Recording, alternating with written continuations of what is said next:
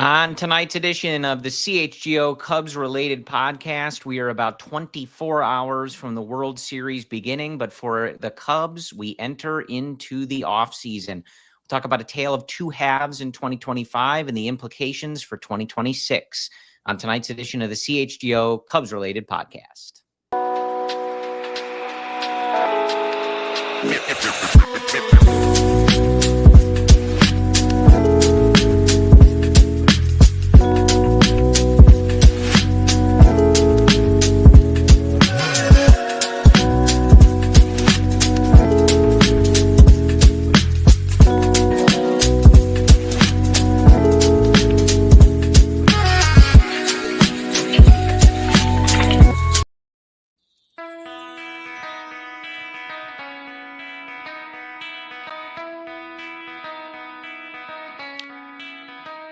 This is the CHGO Cubs Related Podcast driven by Toyota. Let's go places. Hello, everyone. My name is Corey. I am joined, as always, by Brendan. We are coming to you on Thursday. It is October 23rd.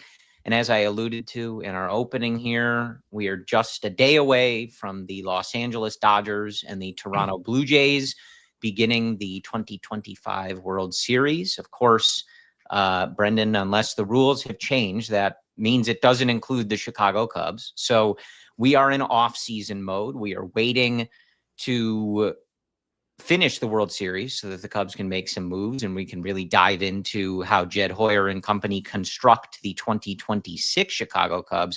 I will say at first, Brendan, I think across sports, you have to consider this a good day for the Chicago Cubs, as nobody with the organization was arrested by the FBI for gambling today. So that's a good start. I mean, as far as we know, we'll see what happens tomorrow. The night is young. Yeah. The night is young. Crazy day, Gordon. The night is young. Yes. Yeah. But plenty to talk about here. If you looked at our title, I think the outline for today's show is, as we head into the offseason, the 2025 season for the Chicago Cubs was certainly marked by a tale of two halves. A first half that saw an explosive offense, some major performances from certain guys. And while the second half was not necessarily bad, the Cubs were a few games over 500, a big disparity in the two teams that we saw. We'll talk about what are the reasons for that? And I think more particularly, as Jed Hoyer alluded to in his end of season press conference, what do we make of that? Does it matter? Does it affect how we go into 2026? Is it the makeup of some of these players? Is it the roster construction? Is it the randomness of baseball? We'll get into some of that. I'll start, though, Brendan, before we dive in to all of that with the Chicago Cubs. I feel like this goes without saying, but it's a, normal topic that people on baseball podcasts talk about. I'm assuming you're pulling for the Toronto Blue Jays come tomorrow. Is there a World Series going on? Baseball season ended for me 2 weeks ago. I'm done. But to answer your question, yes, I am pulling for Toronto. But I'm already looking at the AFL. I'm looking at Ethan Conrad taking batting practice. Sure. Swing looks pretty good. Really good swing. I'm already thinking GM meetings in 3 weeks. Like, the World Series will be fun. I have moved on. 2025 is a thing of the past. Yeah. And I think one of the things we talk about each year when the World Series comes around, when the Cubs haven't been in it, I think I usually ask you, do you think, is there anything for us to take from the two teams that are actually in it? And I don't think so. I mean, what I remember is what's behind me. Every time I see the World Series logo, I'm like, oh yeah, we won one of those 9 years ago. The years keep adding up. But truthfully, I look at teams like Seattle. I mean, crushing loss. I feel genuinely bad for their fans. I look at Cleveland over the years, San Diego, spending all that money. They're not winning World Series, right? Yeah. The windows always seem longer than they are. And they close suddenly and abruptly for many teams. But you know what we did, Corey? We got that World Series ring. We got the one. I will be saying that till the day we lived through the one. Now, that doesn't mean that we can't complain about the roster and these other things. Well, that's what the next 55 minutes are for. But for now, I feel pretty good. No, I think that was a more interesting question perhaps a few years ago, like when Arizona made the World Series. And I think it was relevant to at least discuss, how do GMs approach this? Do they feel, as some speculate, like just go for that mid 80s thing and hope you can sneak in? But Toronto's a team that spends money, certainly was willing to spend more money, as we saw from some of those free agent reports. And obviously the Dodgers are the standard Well, the way the bearer. Dodgers are doing it this year is very different than last World Series run. I mean, their entire starting pitching staff is healthy. Yamamoto, Glasnow, Snell, Shohei, they're all starting. I mean, quite frankly, four of the best starting pitchers from a stuff perspective we've seen in decades, right? Last World Series run was more of a bullpen game. Jack Flaherty getting guys who did not produce during the year in a point of pitching productive innings. Very different shapes, if you will, which is, to tie it full circle, what Jed Hoyer was talking about this past week on the shape of seasons and teams and whether it's random or not. Yeah. I also, finishing on some, World Series thoughts, although this is an ALS thought, I'm quite confident that if you put the Cubs in that exact situation, it's Brad Keller pitching to George Springer. And we are not sitting here with, I think it was Joe Davis asking, like, why is the closer in the bullpen? Why is it not the closer now? This is the moment. This is the game. I think that was a good example. Not that Craig Counsell is the first to do it, but we talked so much throughout the season of like, who's the closer, and like, doesn't really matter. What matters is who's the guy you go to when the fire is on, and who's the guy you're looking to, like, hey, this is the game. And I feel reasonably confident we would not be sitting here saying, what were they doing? Like, why was this guy just sitting in the bullpen? So not that anybody feel better, but no, I mean, poor Seattle, right? You have to talk about that the entire offseason. I mean, Cal Rowley's crying in the dugout or in the clubhouse. Yeah. Ooh, Brian. Well, and I mean, that's a brutal way to go down for a team that's never been, to feel like you had it. And I mean, especially they were up 2-0 in Seattle, winning that game 3, 2-0. And they did not end up in. Well, I feel bad for Seattle Mariner Nico Hoerner too. He lost the ALCS as well. Right. No? After the great season, who was that? Yeah. Castillo or Brian Wu we're going to have for the Cubs? It was Brian Wu. That's right. And we'll see if those rumors start again, though I would hope after the season that Nico Hoerner had, they do not. So what we wanted to get into, I think there's going to be plenty of time in this offseason and these shows. And I know Luke and Joey and the guys are going to talk about this too on CHGO Cubs. But, we can look into, should they sign Alex Bregman? Should they sign Pete Alonso? Should they re-sign Kyle Tucker? Stuff like that. But there's plenty of time for that. I don't know that we need to get into that now. We talked about it a little bit last week, and some of this conversation will veer into that. But I think until the World Series is over, you start to get arbitration figures, non-tenders, and real conversation about these free agents. I don't want to have the same conversation 5 weeks in a row where we just, Pete Alonso would look great, but what are they going to do with Matt Shaw? So what we wanted to do in this episode was talk about that specific topic. And appreciate, I see Daniel in our YouTube chat offering his thoughts. If you have thoughts on this, we appreciate it. We are reading them. Two halves for the Cubs. So we'll look at some of the bigger offensive numbers, I think is where that disparity really shows out. But as most of you know, first half for the Chicago Cubs, they were 57-39. They had a run differential. They scored 512 runs and gave up 393 runs. In the second half, both of those differentials shrink. They were 35-31, and they scored 281 runs and gave up 256. So a big disparity in those things. We could look at the pitching as well, but I think initially the focus here on the offense. So as Jed Hoyer was talking about, like, what did that mean? Why did that happen? Is it something that they can predict for the future? And I think especially, Brendan, the key to me about this conversation is, as we've talked about, unless Jed and company really, look to move some guys, trade some guys, or maybe sign a free agent that pushes someone like Matt Shaw into more of a super utility 2016 Javier Baez kind of role, you have a lot of guys kind of locked into roles based on their contract, their performance. So without some trades, there's not a ton of space to just, it's different than other off seasons where you have big openings at position. Well, like, hey, let's sign a free agent catcher and a free agent shortstop and a free agent center fielder. Like, this Cubs team has a lot of guys sort of locked in. So I think the key to this question is, how do we look at how they performed in 2025 and some of the extreme peaks and valleys, and what do we make of that as we look ahead to 2026? Yeah, and Jed Hoyer poured cold water over the topic of, is there meaningful signal in the first half and second half? It appeared as if he chalked it up to randomness, and he talked about other teams, Yankees, Dodgers. You look at the, quote unquote juggernauts this year and over the years, you do have that month-to-month variance team wide of offensive production. I will say, I think that's too zoomed out. I agree with you. I disagree that there isn't signal there. The signal is going to be projected in the 2026 numbers.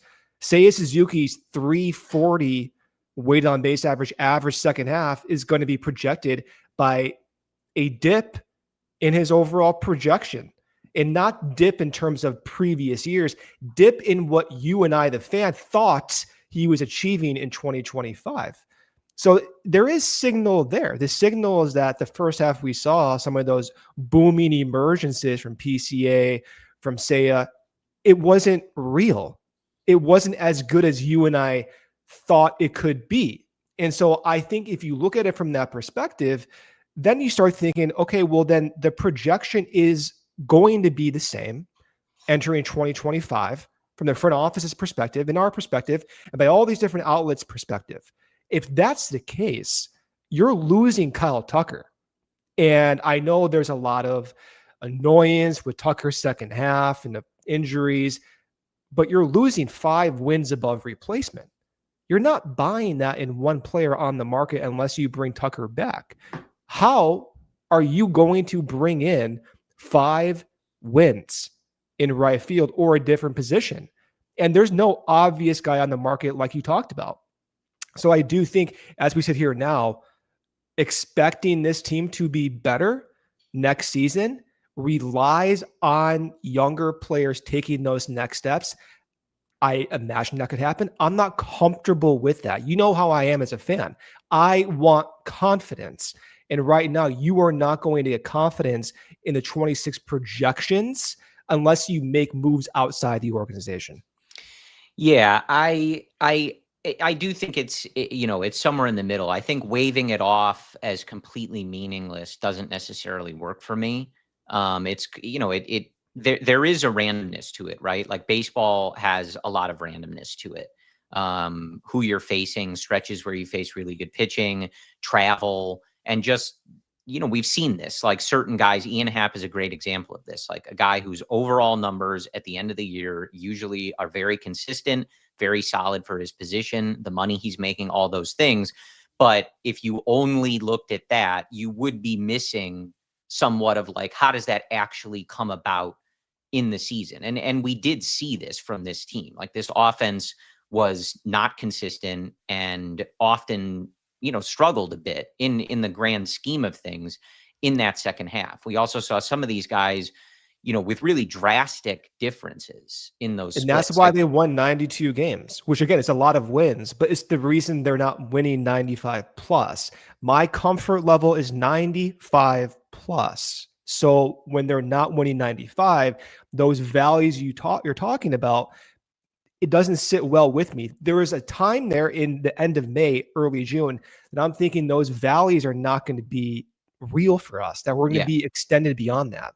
And I think some of the middle ground comes from too, Brendan. Like, some of it, when I say randomness, like, some of it is just the way things line up. We talk about sequencing within the game, but in the grand scheme of a season, it also works in a similar fashion. Like, sometimes injuries just pile up at the wrong time, or you have guys with extreme hot stretches at the same time and extreme cold stretches at the same time, part of which is baked into who they are as players and the way you may project them.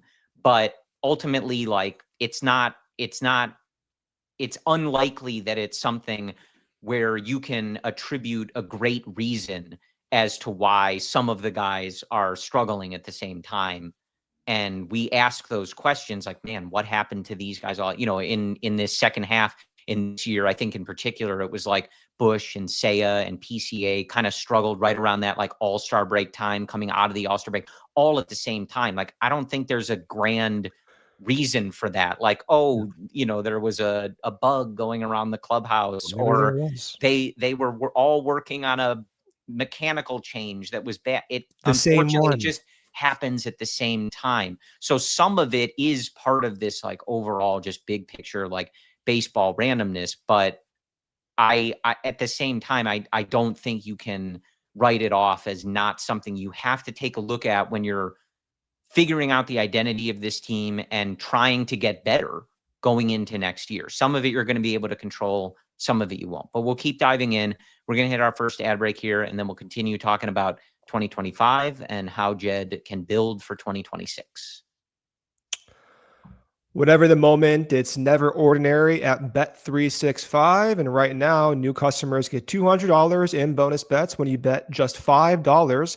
Win or lose, just sign up, use code CHGO365, deposit $10, place a $5 bet to unlock $200 in bonus bets. You can use them on spreads, totals, player props, futures, and more. Plus, check out these offers you can plug depending what you're looking at. You want to bet basketball, you want to bet football, you want to bet baseball World Series. You can win early if your team, let's say you bet the Blue Jays, your team goes ahead by 5 runs. You can bet straight parlays in those legs count. So whether it's football, baseball, or building a wild parlay, Bet365 makes every moment bigger. In breaking news, it's playoff season again. Perfect time to jump in with that bet $5. You can get $200 with this offer using code CHGO365. Must be 21 or over. Bonus bets issued after bet settlement and expires after 7 days. If you or somebody you know has a gambling problem, code 1-800-GAMBLER, in-app only. All right, Corey. Toyota. Toyota has 25 vehicles with available all-wheel drive and four-wheel drive. The RAV4 has legendary versatility. The Grand Highlander's adult-size third row is for real, and the Tacoma's wild side comes standard. From job sites to campsites and game nights, there's also the all-wheel drive or four-wheel drive Toyota to get you there in style. Find yours at toyota.com or visit your Chicagoland Toyota dealer today. Toyota, let's go places.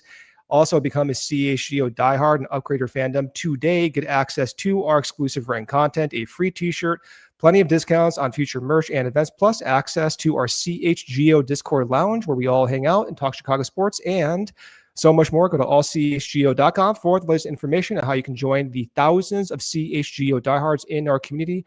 We cannot wait to connect with you on an even greater level.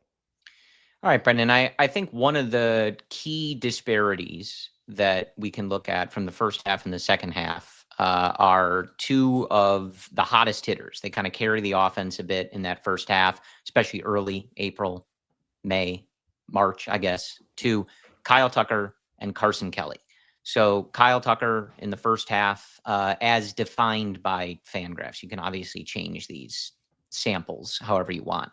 145 WRC plus, 375 weighted on base average. Carson Kelly, 151 WRC plus, 385 weighted on base average. Those numbers in the second half, 115 and 333 for Kyle Tucker. Carson Kelly, much lower, 69 and 265 for Carson Kelly. So I think that was, certainly something where you got those big performances and they really carried things. And I think in particular with Tucker, that's one of the areas that I think some of the fan base that has kind of moved on from him completely based on how kind of the season finished with the injuries and, rolling over to first all the time and the numbers going down.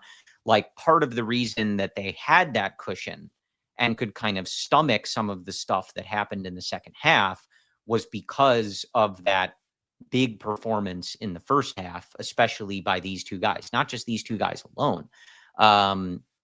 But that is certainly something. And Daniel in our YouTube chat raised a good point. Now, this is obviously very difficult to quantify or, really confirm or deny.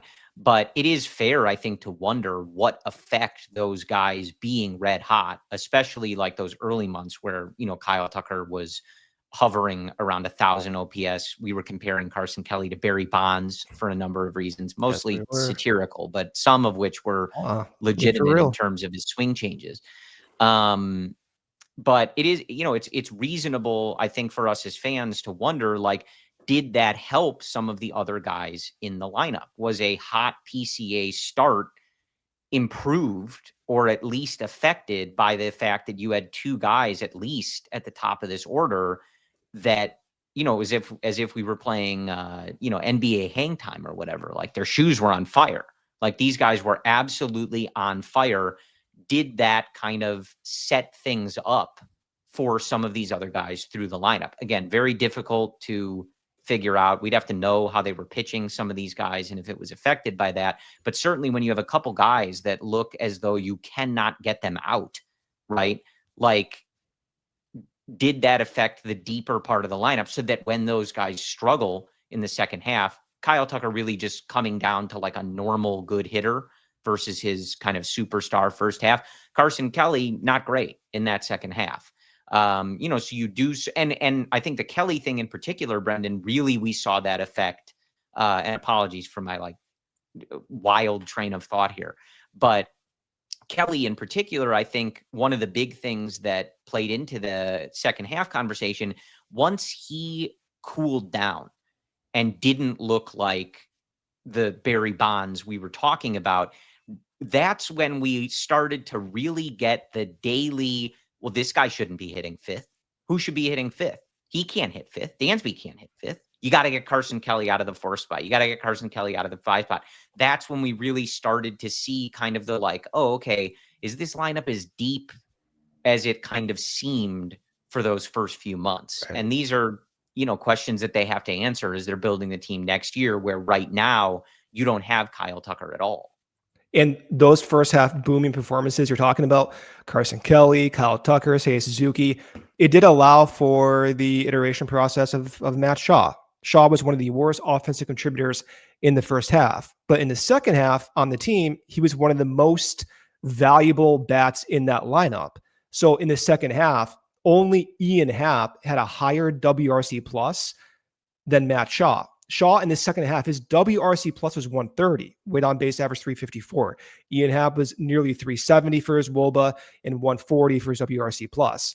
So when we're talking over the years about allowing guys to develop and having the space to develop, I think for you, you've mentioned about the pressure, right?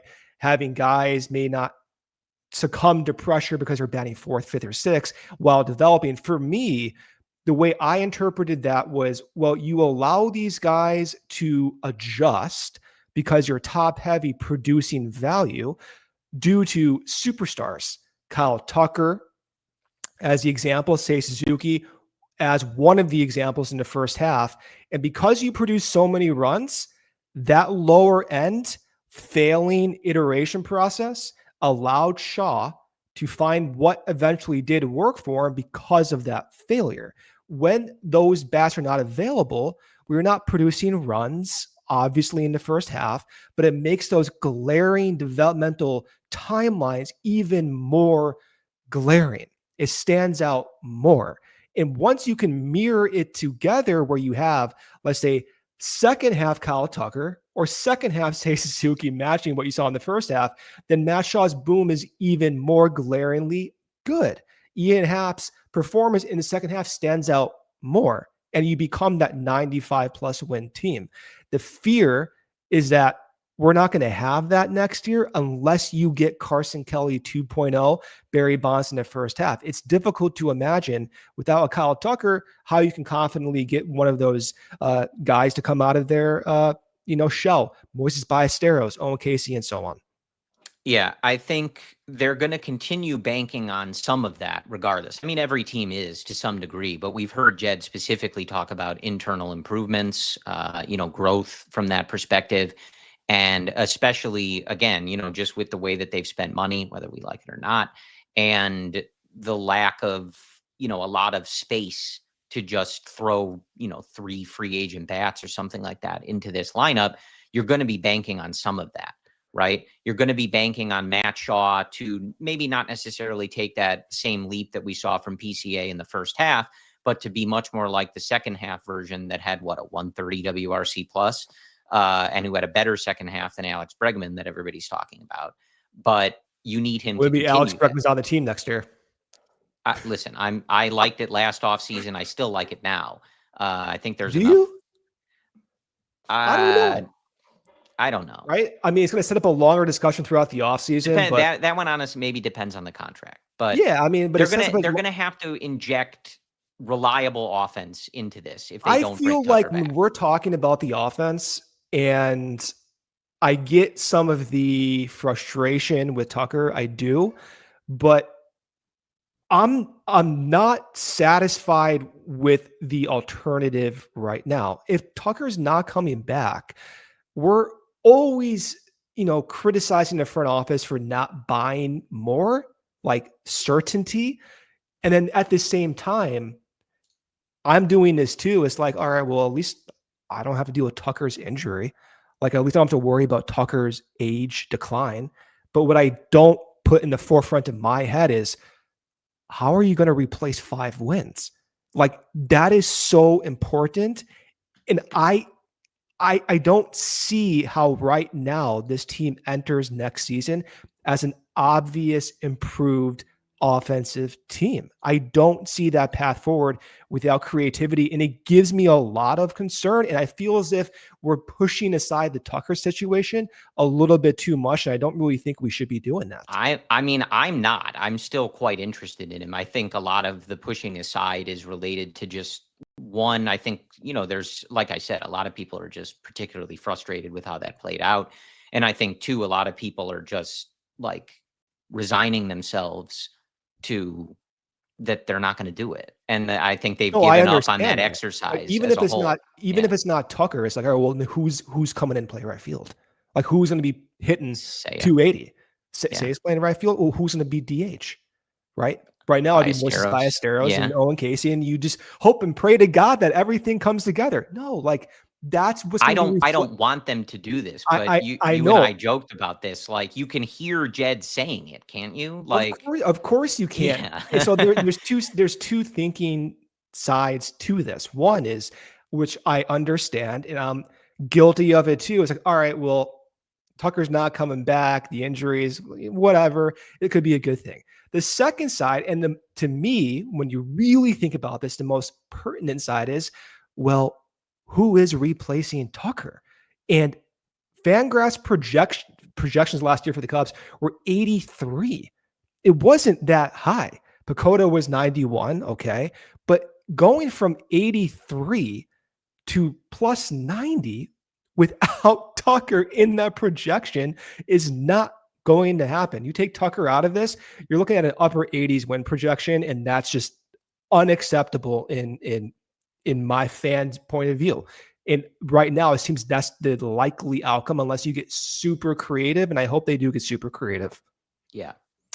Before we hit another ad break here, and a couple things I want to note on the offense too. I see our guy Jansen in the YouTube chat. I think he's waiting for the Blackhawks podcast, which our Blackhawks crew does an excellent job. But also ask, who do you have winning the World Series? I would expect the Dodgers to win. I'd prefer Toronto win. Brendan and I are not fans of the Los Angeles Dodgers for a variety of reasons. But I think Toronto can hang with them. Your boy, Kevin Gossman. I think they have a shot. I think they have a better shot, than other teams that were in this field. But until somebody dethrones them, I think you kind of have to default. It's the easier thing to say to try to end up looking correct, right? Like, I don't know why I would be bold and predict otherwise, but it'd be cool. Be cool to see. One thing I did want to note on the offense as we continue to talk about this, like, the conversation is about how different the two halves were and what it means as they look to project this team for 2026, how they attack this offseason, whatever. I also, though, don't want it to sound like this offense sucked in the second half. They were in the middle of the pack. They had a middle of the road OPS. Now, that's not necessarily what you want. And like for a team in this market, and, you know, we're a few years removed from the retool, not rebuild, right? Like you want to be making that progress and not be in the middle of the pack. But they were 4th in overall OPS in the first half. They were 16th in the second half. That's not good enough. Like that, trust me, that's not what I'm sitting here saying. But the overall picture, this was a pretty good offense. For a good stretch of this season, they were one of the better offenses in the league. Now, if you lose Kyle Tucker and you ask these questions about consistency, and there's a lot of fair questions, right? Do you get second half Matt Shaw? Do you get first half Matt Shaw? Do you get somewhere in the middle? Do you get first half PCA? Do you get second half PCA? Do you get something closer to the middle? Do you get the kind of lost September Seiya Suzuki, or do you get the Seiya Suzuki that we saw for like 2 straight years before that, where he was a top 15 hitter in baseball? These are big questions. Same with Carson Kelly.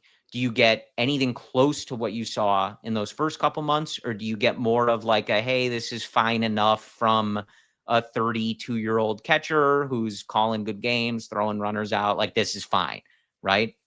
These are big questions. And it's why you're speaking to, Brendan, like that's not a particularly comfortable place to be necessarily when you are a market of this size and trying to continue getting over these humps.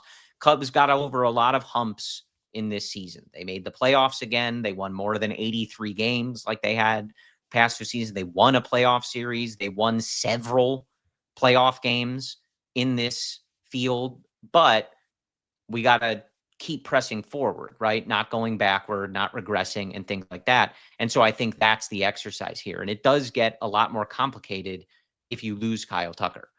People can argue about, is he worth what the price is going to be?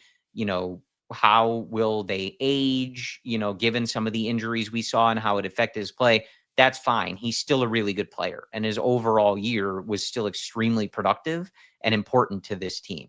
I don't think it's as a lot of people seem very quick to wash their hands of it. And I wouldn't be, but I also don't expect them to enter into the deeper pool, you know, that they're going to have to make that happen. So maybe it's all a moot point. All right, let's do our second ad break here. We've got a lot to talk about and we'll move on. Fall is here. Crisp air, football, maybe a bonfire or two. But if you're like most guys, you're still putting in work. And yeah, that means sweats. Don't let body odor sideline you. It's game day. You've been grinding all week. And your lucky jersey might be smelling just a little bit too lucky. Let's be real. Regular deodorant just does not cut it after a long day. That's why there's the real game changer. It is Mando Deodorant Plus Sweat Control. 1 stick, 2 jobs, powerful odor, and sweat control. This stuff actually stops odor before it even starts. No more masking, just long-lasting freshness. It has clinical strength sweat control. 1 swipe, and you're good for 72 hours. If you're new to Mando, grab the starter pack. You get the solid stick, a cream tube, 2 free products of your choice, like mini body wash or deodorant and wipes, plus free shipping. And right now, new customers get 20% off site-wide with our exclusive code CHGO. That's shopmando.com, SHOPMANDO.com. Support the show and tell them we sent you. Mando's got you covered with deodorant plus sweat control. Say goodbye to sweat stains and hello to long-lasting freshness. New vehicles are in store at Ray Chrysler Dodge Jeep Ram, and this is your chance to score a great deal at the Drive Into Fall event. Head to Ray CDJR on Route 12 today to choose from their huge inventory of new Chrysler, Dodge, Jeep, and Ram vehicles. Right now, get 0% financing for 72 months available on new models, plus shop over 125 vehicles priced under $20,000. And with a friendly team of brand experts, the team at Ray CDJR is here to help you during each step of your car shopping journey. With Ray's Price Promise, you get to shop confidently with no add-ons or hidden fees ever. Do not miss out on the Drive Into Fall event for huge savings on new models. For more information, visit Ray CDJR today on Route 12 in Fox Lake or online at raycdjr.com. They've been serving the community since 1963. So here's a question for you, Brendan. As we kind of think about this, listening to Jed's press conference, he didn't necessarily say that this is what they're going to do, but how their spending habits and just some of the way that they built this team. He alluded to their defense and their pitching being somewhat of like cornerstones of how this team was built to win games. He talked about the defense a lot, and Dansby, Nico, PCA, etc., and how that played into their ability to win games. As we think about the offense for this front office, not for the fan base, right? Do you think the exercise is how do we keep and create an offense that is simply good enough to score just enough runs, and we continue investing more in defense and pitching, and not necessarily running a complete like run prevention system, but the exercise is less in like, how do we build this juggernaut of an offense, to go back to the ever famous quote about blowing teams out. And it's more an exercise in like looking at this group and saying, this is our best path to win. Again, I'm not saying that my goal as a fan is for them to score 4 runs a game and prevent, less than 4. And that's just the way they do it. But when you look at this group and we look at their spending habits, do you think that's how this front office is maybe approaching this particular group as their best way forward? I don't think there's a formula. I don't think there's I think the puzzle is wins, however they come. So if they're going to come in the form of hitting home runs, then that's the opportunity they'll take. If it's a form of coming from pitching, then they'll take the opportunity as well. I don't think they look at the defense and they think, okay, well, we have the best defense in the league. Let's just layer onto that because they have the best defense. It's more like, okay, here's the projected wins from that defense. If I can add in 3 more wins because of adding 2 guys in the outfield with depth, then I'm going to go ahead and do that, right? It's about just projecting value. Now, to the actual question, what if you go out and get pitching to match with that defense and you kind of take a step back offensively? Okay, right? It's all about just what the range and variance in that projected value is. If they go the pitching route, they use some of the money that they would save from Tucker, they get 3, 4, 5 more pitchers, then there's still volatility in some of those profiles. It depends who it is. If they get that money spent on Dylan Cease, right? You just subtract Tucker's contract, give it to Dylan Cease. Well, you're going to see how that's projected in 26 once Pacoda comes out. It's not going to be what you like because you have just huge range of potential outcomes. I think it's not as simple as just adding on to defense. I think it's more how you just create more wins no matter where it comes from. And that's where I get a little bit of concern because I don't see that in the open market right now without having Kyle Tucker back.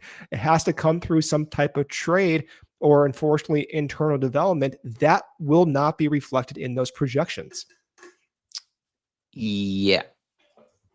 And I have a strong belief in some of these guys. I agree with our guy Daniel in the chat. Like, I think PCA, he obviously struggled mightily at times in that second half, but I think he's much closer to the first half in terms of his overall production, or at least a nice healthy medium. And when you look at his overall year for a guy that is one of, if not the best defensive player in the game, a threat on the bases and slugging to the tune of 30 home runs, excellent player, excellent value, even if he just repeated that exact same line.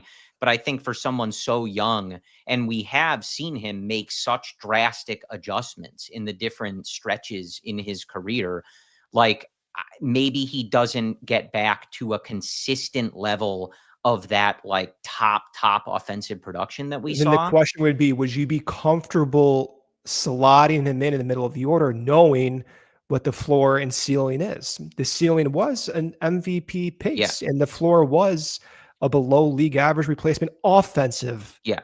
Would you be comfortable with him in the middle of the order? It's shaky, right? Like for me, betting on it. I mean, look, like that's what the money's supposed to do. Is you shouldn't have to bet on some of this stuff, right? Yeah. And that's the value of having guys like Chris Bryant and Rizzo over the years and Tucker. And I thought we were getting that with Seiya, but even Seiya is not that guy. And that's to the first point when we're talking about the shapes of two halves. It wasn't random because Seiya has done that before. And that's why his overall value ends up being, even though he's top 15, like you said, it ends up being not top 8, not top 7, not top 6 that you would want from a juggernaut offense. Well, so I think then the question turns, because look, like, I think whether they build what I was joking about before was it seems extremely easy to envision, right? A Jed Hoyer or Tom Ricketts press conference or quote from someone that gets put out where it's like, well, we didn't make the big splash in free agency, but we really believe in our guys like Ballesteros and Owen Casey to take that next step and really take us. Like you can hear it right now. Like as Kyle Tucker goes to the Yankees and Schwartz goes back to Philly and Cody Bellinger goes somewhere else. Not even necessarily that I want some of these guys or, whatever, but you can just hear it. But do you remember, like, I was thinking about this for the past week and tell me if I'm crazy or not, but remember when Jed Hoyer was talking about the previous core, Albert Almora, that group of guys? Yeah, that he hung on too long. And like, I'm looking at how they maneuvered Jorge Soler for Wade Davis. And like, I know we're talking about Ballesteros and Owen Casey being a contributor. And I think you should think like that unless you're told otherwise. But there's also part of me that's curious. I'm like, all right, are you going to wait too long again? I mean, I think I still wouldn't be surprised if at some point they swing a trade for higher tier pitching. I think they were clearly interested in that. They were interested in Joe Ryan is perhaps going to be traded from Minnesota. Well, I mean, we heard those rumors in the offseason, that maybe they didn't like Luzardo's medicals. We know they were interested at the deadline, but even Jed openly admitted like the prices were too high. They just didn't, and those guys didn't end up moving because those prices were too high. I still wouldn't be surprised if they continue to revisit that. And that does pair somewhat with my question to you about not necessarily selling out for pitching and defense, but looking at that as the angle of like, this is the best way to improve this team. Because I think the larger question, Brendan, and what I did want to add before I say the larger question, not that I don't believe in Owen Casey, but I really do believe that Ballesteros can be a contributor on the offensive level. Do I want to like commit a position to him and just forego reliable free agents or guys via trade? Not necessarily, but I do believe in him as someone that can contribute in this offense. And he is one of those guys where like, I think you got to give it a shot or. Yeah. I just don't like believing.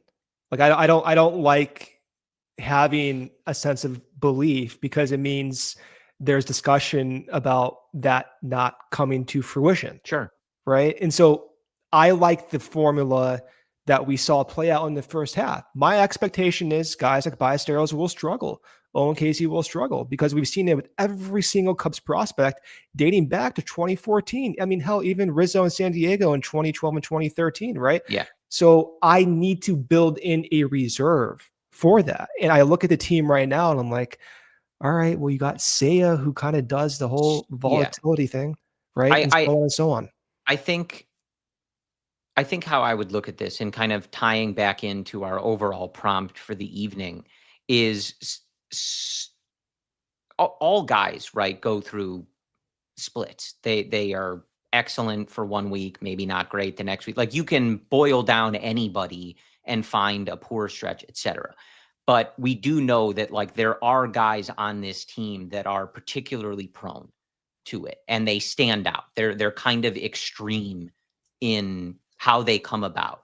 Ian Happ, as I said, very consistent overall player, but he definitely has periods where it stands out that he's just not as locked in. He's a consistent top 25th percentile bat, yeah, which is valuable and why he's being paid $60 million and not $200 million. Dansby, obviously not a guy that is key for his offense, but he still also has those stretches where he's just dreadful for and periods it's why of time. He's not making $350 million like Trey Turner. If he did with his glove, right, he would. Correct. You hope that as guys like PCA or Matt Shaw grow, that inconsistency diminishes a little bit, but it's hard to tell. Seiya, as we've talked about, is a guy who looks great 6 of 7 months of the year, but that 7th month is wretched. And that's just something we've sort of seen from him over time. So Michael Busch was more consistent, but he also I think around that All-Star break time struggled a bit, looked a bit lost, but then he kicked it back into gear. Overall, I think he was solidly above league average in the second half, very in the first half. So maybe he's not as streaky as some of these other guys, but he's also a big platoon split guy. So he's not doing it usually against both sides of pitchers.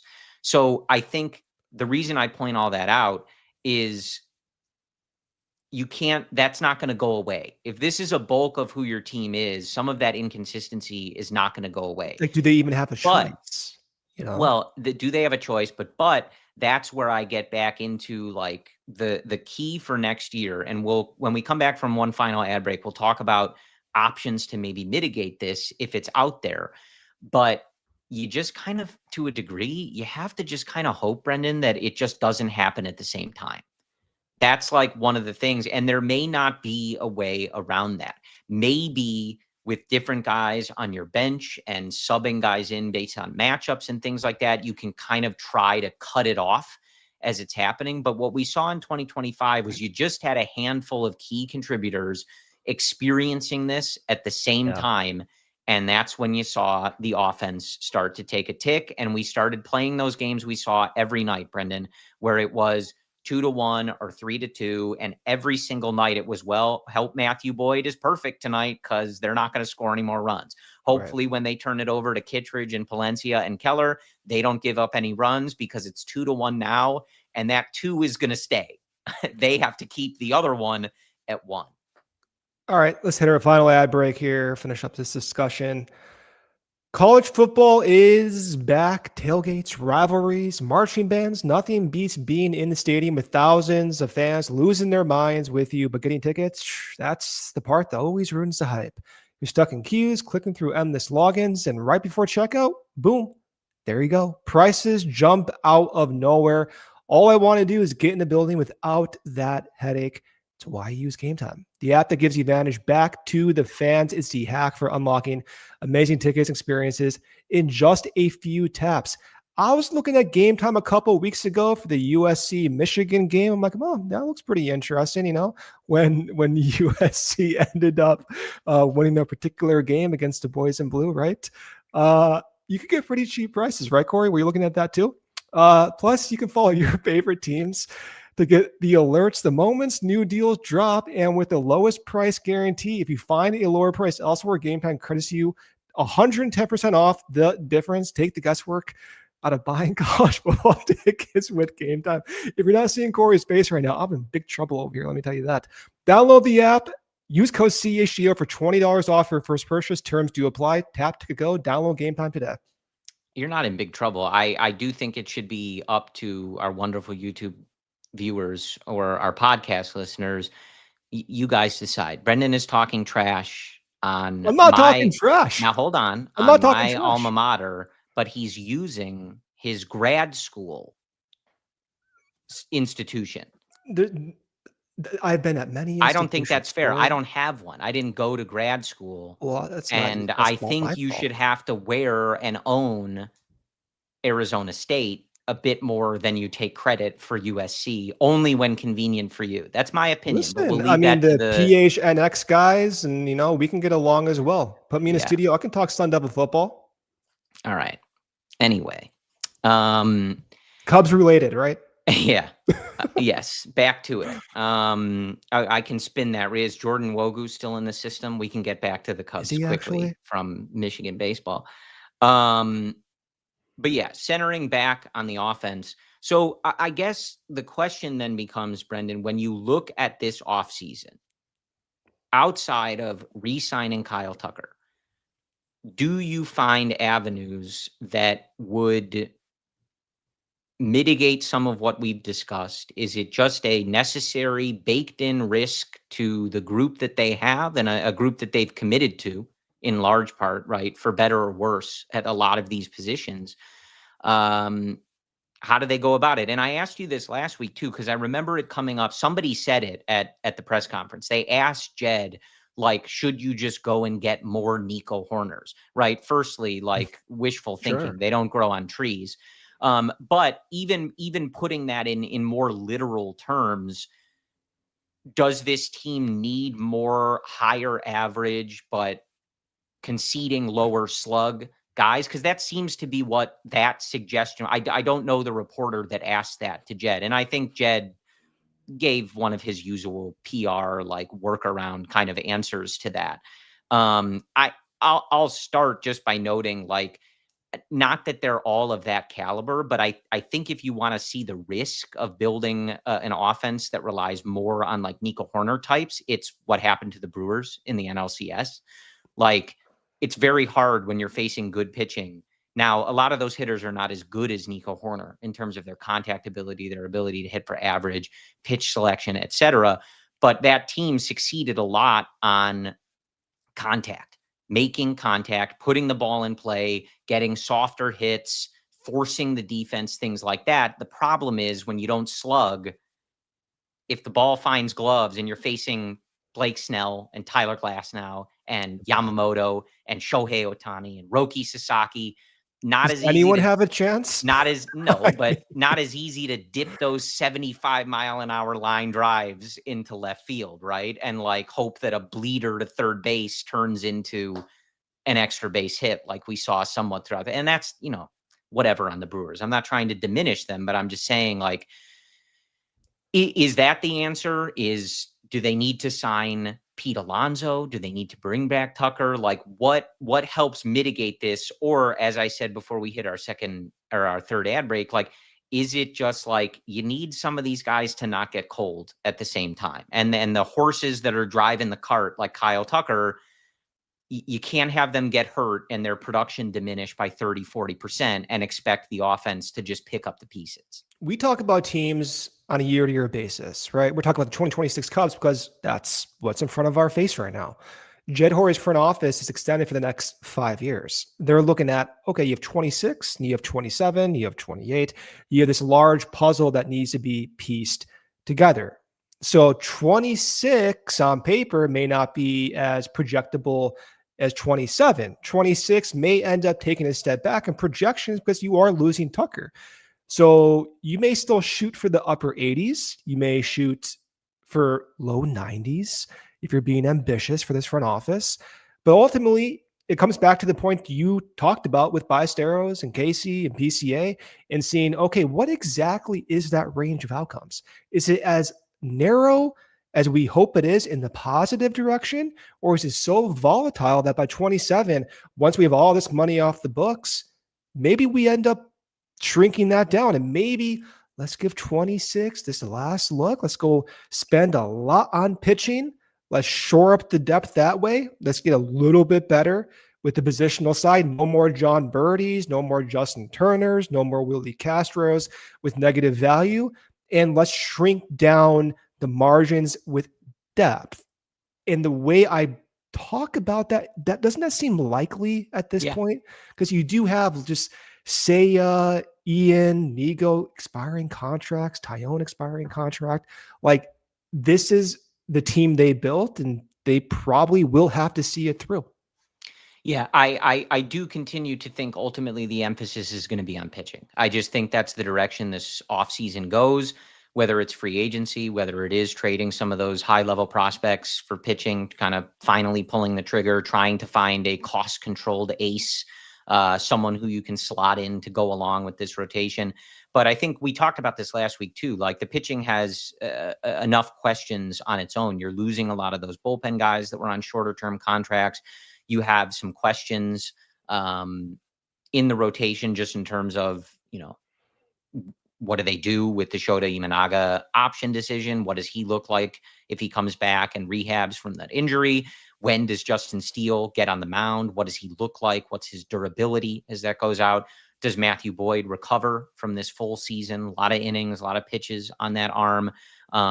Cade Horton, how does he come back from that latest injury? How does he look in his first full season? And now, granted, I'm not worried about a lot of those things, but they are reasonable questions. It's not like we're sitting here and we can just look at those 4 or 5 guys, Tyone included, and just say, yeah, they'll all pitch 200 innings and make 32 starts. And that's the plan, unless something crazy happens. Like, no, there's some legitimate questions of exactly how you're going to do that. But we've seen this team succeed in terms of putting together a pitching staff and figuring out how to make those starts and get the most out of so many guys. And I think that's the exciting part of the pitching development, when you see what they're able to do with guys like Drew Pomeranz and Brad Keller, guys that other teams like just weren't able to figure out. And they come here and they have great success and are guys that are being relied on relatively deep into a playoff run. And I just think they're going to continue to hammer that. I think that's going to be the emphasis this offseason. If they lose Tucker, even Jed talked about needing to replace that and at least add something back into this lineup. Up for your Chicago Cubs, right fielder Cody Bellinger. Well, and what's funny about that too is, like, you want to talk about like volatility in a tale of halves. Like, let me introduce you to Cody Bellinger. Do you going to get the 2023 version, the 24 version, the Yankees version? Even that was very different in those two halves. Same contract, 2 opt-outs, 28 mil annual average value. Yeah. So I expect them to add something there. And if Tucker leaves, to probably not adequately replace it, but try to, as you said, maybe in the form of multiple players that kind of improve your depth and what you're able to do in different pitching matchups and stuff like that. But I would expect that the emphasis on pitching, you keep the emphasis on defense as you have. And, you hope that those guys make those internal improvements and that Matt Shaw is not as extreme. And maybe he doesn't finish with a 130 WRC plus like he did in the second half, but that where he finds himself is more consistent than the first half extreme. PCA, same thing. Maybe you throw Ballesteros in there and he gives you some production, et cetera, et cetera. And you put the emphasis on the pitching, and that's where you spend the money, and that's where you try to improve. Because ultimately, like, we saw some of that run out of gas, and it's not, I don't think, why they got knocked out of the playoffs. But when you look at this, offense in the playoffs is hard. It's going to be hard. And the one thing that you can at least try to control a little better than they ended up in this season was not having your starters run out of gas and not having, your relievers in a position where you're feeling like, man, if we don't roll Brad Keller and Daniel Palencia back out there again, like, I don't know what we're going to do. And so I think that's the area that they key in on more than the offense. You got 2 minutes here. Just a quick thought, and you can sign off. Would you be surprised if they trade Matt Shaw? And then you go out and traded him? Yeah. Think so. So what, like sign Bregman, trade Shaw for pitching? 20 seconds, yeah. 20 seconds. The reason for that is you talked about what was the price for pitching in July. It was Matt Shaw, right? You talk about having a high offensive floor. It's Alex Bregman. You talk about projecting value. Well, Bregman's profile is what the Cubs had just recently signed. Is it like the wrong answer that my gut instinct on that is less like what I think about that and more just like, I don't want to say, does Jed have the stones for that? But like, that's where my head goes first. It's like crazy to think of them doing that. I would not be I guess crazy. You know what? I take that back. I don't think it's crazy. I do take that. I do take that back. Jed traded like a big time prospect for Kyle Tucker. I shouldn't say that about, does he have the stones to do it? Yeah. I would not be surprised. You're talking about you all on the table. Yeah. And we know they like Bregman. It doesn't have to be specifically Bregman. Like, there may be other options. I know some guys getting, or maybe not getting posted from Japan, et cetera, et cetera. My brain is churning right now. But we know they like Bregman. No, I mean, I don't think anything is crazy. Look, like might make sense. They were overall a good offense in the second half, closer to the middle of the pack. And there's only so many spots where this team can easily improve, right? And that are open and not a no trade clause or a big contract to move or something like that. And third base is those spots. So did they decide to do it? I don't know. It's interesting to think about. Either way, we're going to get out of here. A lot of this, like, it's not a rhetorical question, but it's not stuff you're going to immediately come to the answer to. We'll see how the offseason plays out. We'll see what Jed Hoyer does and how they attack things. But I think they're interesting questions to think about as we get ready for this offseason and how they're going to approach things, rather than looking at everything and just saying, well, just sign Bregman and Alonso and Dylan Cease and Shane Bieber and bring Kyle Tucker back. Boom, problem solved. That's not going to happen. So I think better exercise to kind of try to navigate it with, a little more. We got the entire 4 months to do this. Yeah. So Brendan and I will be back with you next Thursday. I didn't look at the schedule, but maybe possible we have a World Series winner if the Dodgers just dispose of Toronto as they have everybody else. But we appreciate your support. We'll keep an eye on the offseason. CHGO Cubs team will have you covered once the World Series is over. And of course, before that, but once stuff starts happening, moves are made, money starts getting thrown around, the CHGO Cubs team will have you covered every day with live shows and taking you through the offseason here. So we'll see what Jed Hoyer has in store for us. We appreciate your support. And as always, go Cubs. We all silly like the mayor.